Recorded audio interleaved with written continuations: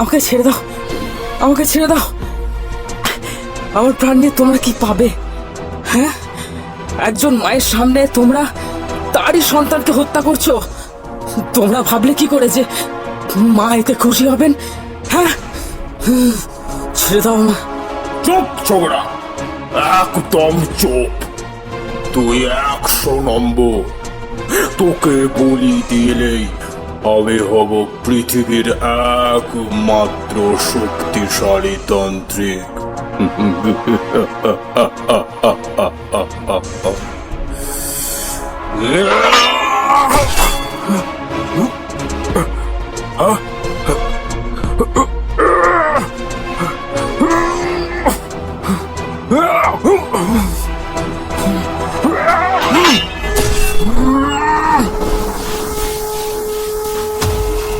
কে তুই?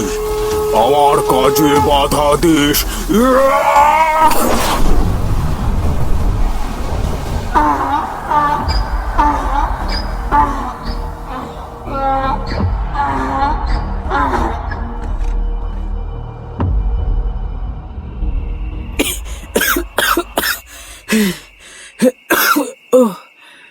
বাবা, বাবা, আপনি আমার প্রাণ রক্ষা করেছেন।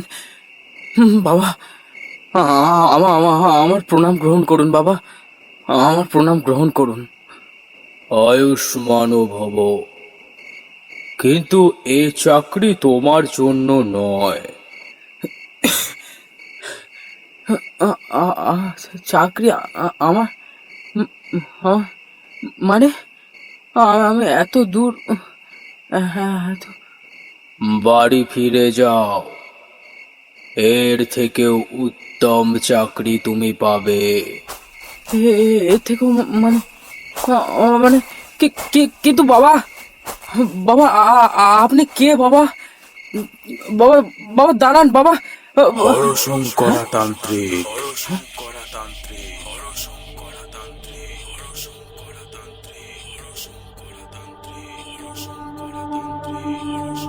Welcome to sensational audio stories.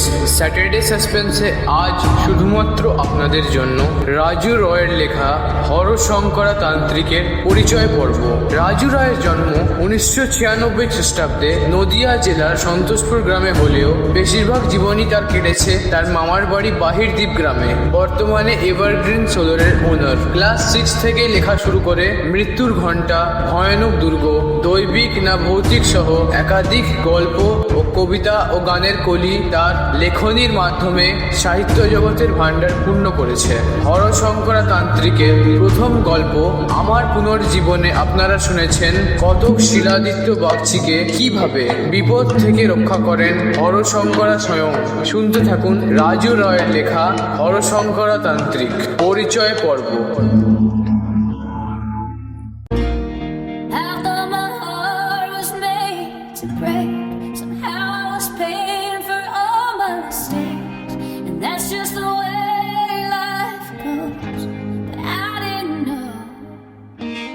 যথা সময় আমি চাকরি পেয়ে গেলাম।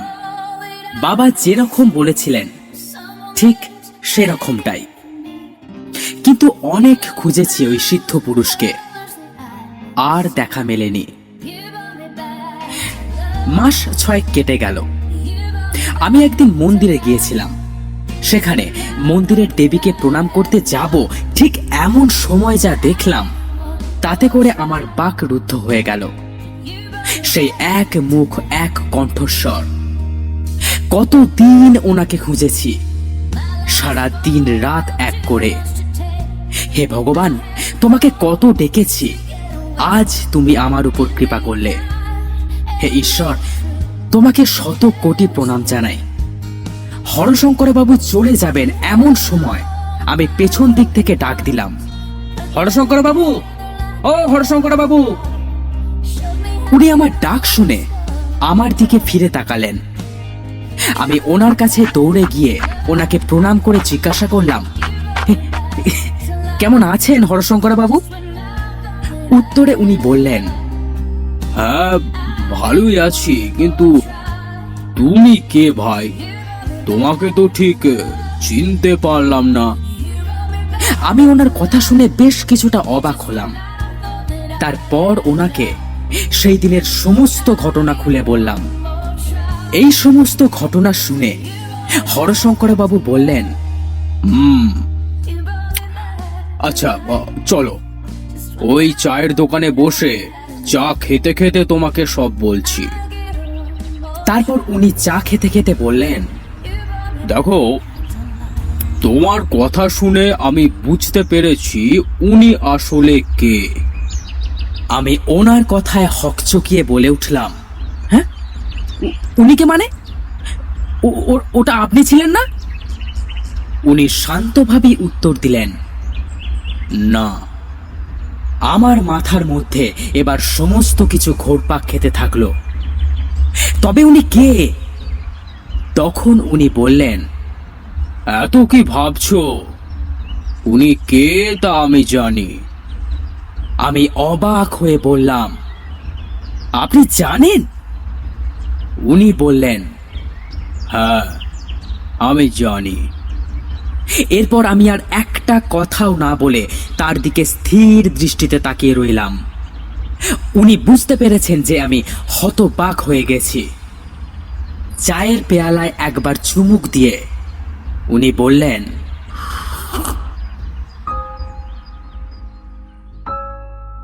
উনি স্বয়ং দেবী কমলা। এটা আমার সাধনার একটা অন্যতম উচ্চ স্তর বলতে পারো। তখন আমার বয়স 22 কি 23 হবে, বুঝলে।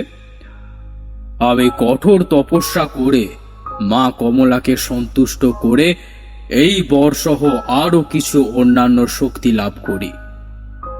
মা নিজেই আমাকে বলেছিলেন যে যদি কেউ কোনো দুষ্ট বা অশুভ শক্তির জালে জড়িয়ে পড়ে, তাহলে আমি সেই জায়গায় পৌঁছাতে না পারলে মা স্বয়ং আমার রূপ ধরে গিয়ে তাকে বিপদ থেকে রক্ষা করবেন এবং সেই অশুভ শক্তিকে বিনাশ করবেন। সেদিন তোমাকে আমি রক্ষা করতে যেতে না পারায় মা স্বয়ং সেখানে গিয়ে আমার রূপ ধরে তোমাকে রক্ষা করেছেন। এই সমস্ত কথা শুনে সবটা বোধগম্য হলেও আমি একটা জিনিস কিছুতেই বুঝতে পারছি না। স্বয়ং দেবী কমলা তো জগতের মাতা।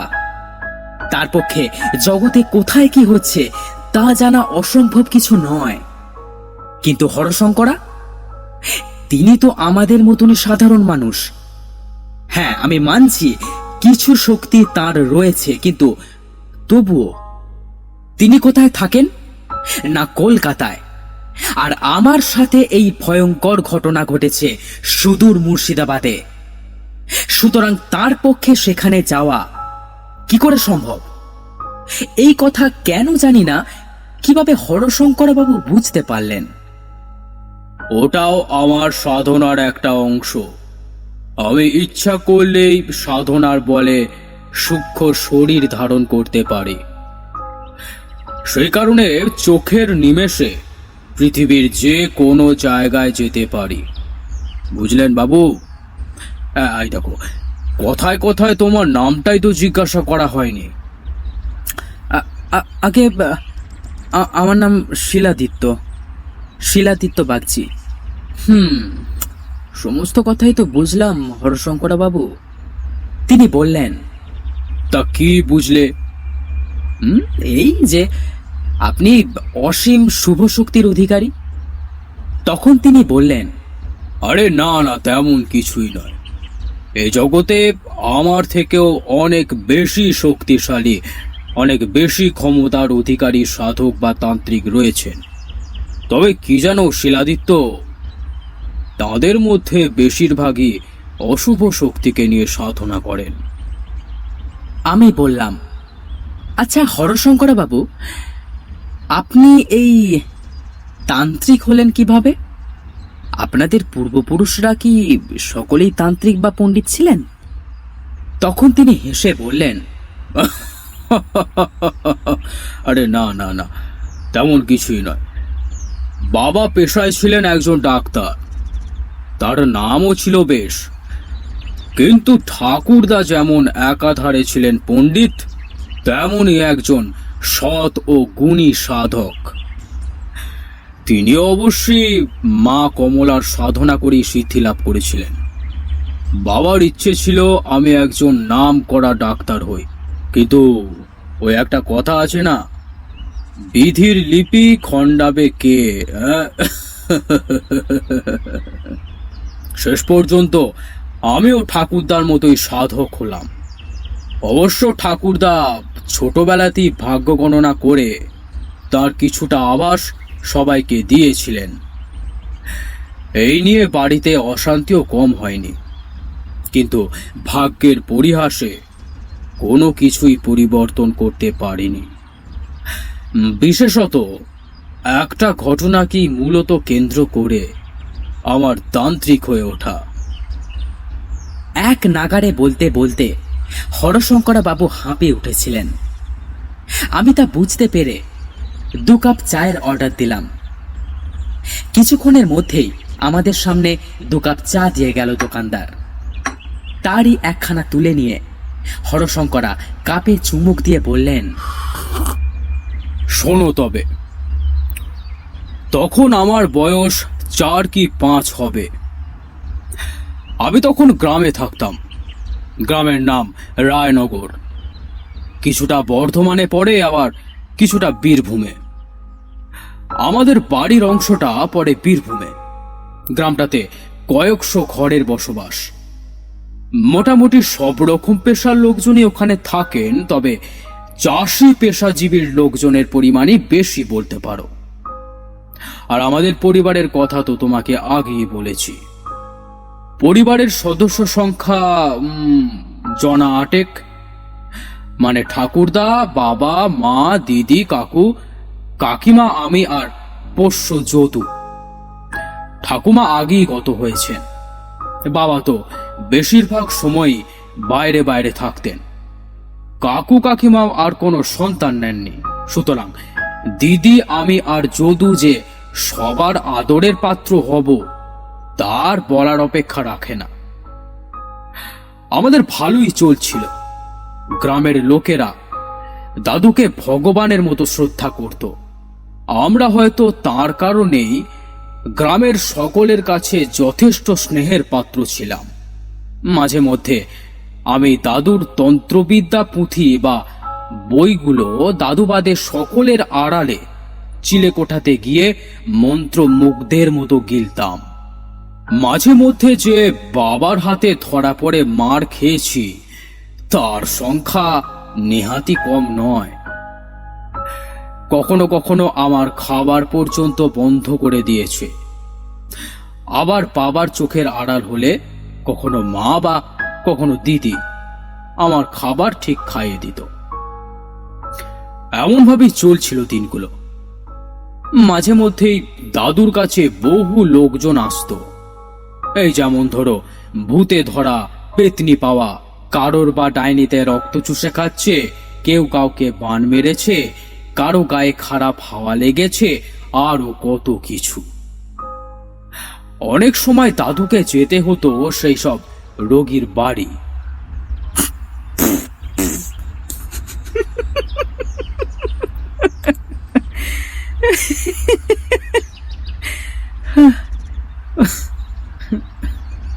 আমাকে হাসতে দেখে উনি যেন একটু বিরক্ত হয়ে বললেন, তোমরা এই আজকালকার দিনের ছেলেমেয়েরা সব কিছুকেই উল্টো ভাবো, সব কিছুতেই বেশি বোঝো। যেমন আগেকার দিনে গুরুজনদের প্রণাম না করেই হাই হ্যালো বলার প্রচলন ছিল না, যথেষ্ট শ্রদ্ধা করত। আর আজকাল তোমাদের যদি কেউ ভদ্রতা শিষ্টতা শেখাতে যায় তাহলে তার মুখের উপর তোমরা 4-5টা কথা শুনিয়ে দাও। আগেকার দিনে তেমন কোনো ডাক্তার ছিল না, বুঝলে? আর যাও বা 2-1টা ছিল গ্রামের দিকে, তাও হাতুড়ে। তখন এই কবিরেজ বা তান্ত্রিকদের ভগবান তুল্য বা ওই বলো ডাক্তার তাই ভাবতো। তখনকার দিনে এত বেশি ভণ্ডামি বা ভেজাল কোনোটাই ছিল না। আমি ভেতরে ভেতরে যে অনুতপ্ত বোধ করছিলাম সেটা বোধ করি উনি বুঝতে পেরেছিলেন। তাই হয়তো সেটা ভাঙাতে তিনি বললেন, শিলাদিত্য, আর এক কাপ চা হবে নাকি? আমি কিছু একটা ভাবছিলাম। হঠাৎ ওনার কথায় সম্বিত ফিরে পেয়ে বললাম, হ্যাঁ হ্যাঁ হ্যাঁ হ্যাঁ হ্যাঁ হ্যাঁ হ্যাঁ, কেন নয়, নিশ্চয়ই। তারপর আমি আবার 2 কাপ চায়ের অর্ডার দিলাম। উনি আবার বলতে শুরু করলেন, এমনই একদিন বুঝলে, রাতে শুয়ে আছি, হঠাৎ করে ঘুম ভেঙে গেল বাইরের চিৎকারে। অনেকগুলো পরিচিত গলার স্বর। ঘরের মধ্যে শুয়ে স্পষ্ট মতো ব্যাপারটা অনুধাবন করতে পারছিলাম না, তাই স্বাভাবিকভাবে বাইরে গিয়ে পুরো ঘটনাটা দৃষ্টিগোচর করার জন্য মনটা আকুলি বিকুলি করছিল। এরই মাঝে যদু 2-1 ঘেউ ঘেউ করে ডেকে উঠেছে। ঠিক এমন সময় মনে হলো বাবা তো বাড়িতে নেই, তাহলে কিসের ভয়? যেই ভাবা অমনি তেমনই কাজ। এই সময় বিপত্তি ঘটল। আমি খাট থেকে মেঝেতে লাফ দেওয়ার সময় খুব বাজেভাবে পা মুচকে গেল। অমনি আমি গলা ফাটিয়ে চিৎকার করে কাঁদতে শুরু করলাম।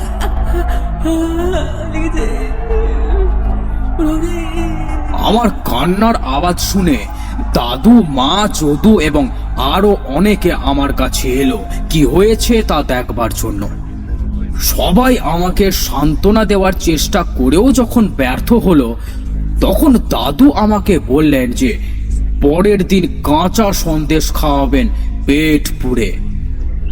আমি ছোট থেকেই কাঁচা সন্দেশের প্রতি খুবই দুর্বল। অবশ্যই বড় হয়ে আরো একটি অভ্যাস যুক্ত হয়েছে, সেটা তো তুমি নিজেই চাক্ষুষ প্রমাণ পেয়ে গেছো। সকালে ঘুম থেকে ওঠার পর রাতে ঘুমোতে যাওয়ার আগে পর্যন্ত প্রায় 10 কাপ চা লাগে। এর জন্য প্রায়শই তোমার বৌদির সাথে ঝগড়া লেগেই থাকে। যাকে বাদ দাও, দেখো কোন কথা থেকে কোন কথায় চলে এসেছি। 1400। শোনো তবে, দাদু তো আমাকে কাঁচা সন্দেশের কথা বলে চুপ করিয়ে দিলেন। অবশ্য দাদু পরের দিন আমাদের সবাইকে পেট পুড়ে কাঁচা সন্দেশ খাইয়েছিলেন। আমি তো প্রায় আধশের সন্দেশ খেয়েছিলাম। এরপর কিছুদিন অতিবাহিত হলো। তারপর একদিন আমাদের গ্রামে মাঘী পূর্ণিমার মেলা বসলো।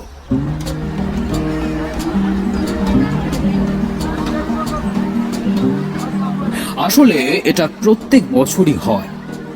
গ্রামটাতে তেমন কোনো উৎসব হতো না, এই মাঘী পূর্ণিমার জন্যই সবাই অপেক্ষা করে থাকতো। মেলার কটা দিন গ্রামের লোকজনেরা সমস্ত দুঃখ কষ্ট ভুলে হই হই করে আনন্দে মেতে উঠত। সে বছরই মেলার দ্বিতীয় দিন থেকে শুরু হলো অশান্তি, হাহাকার, শয়তানের রাজত্বের কায়েম। কিন্তু তা বেশি দিন স্থায়ী হয়নি। আমার দাদু সেই শয়তানের রাজত্বকে বিনাশ করতে গিয়ে প্রাণ হারান। অবশ্য তা শেষ করি আমি মাত্র 13 বছর বয়সে, অদম্য মনোবল আর অসহ্য যন্ত্রণা নিয়ে।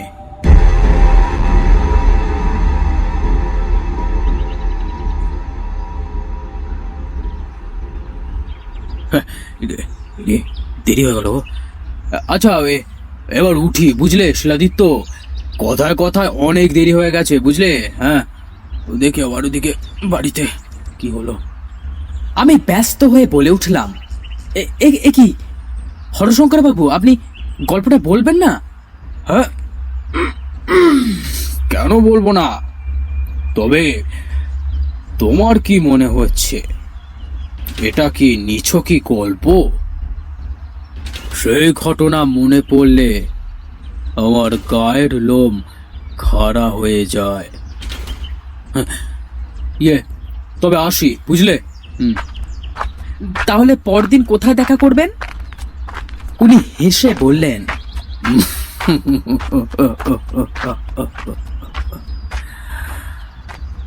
নিমতলার শ্মশানে। শুনছিলেন রাজু রায়ের লেখা হরশঙ্করা তান্ত্রিকের পরিচয় পর্ব। এর পর থেকে শুরু হবে হরশঙ্করার জীবনের নানান অভিযানের গল্প।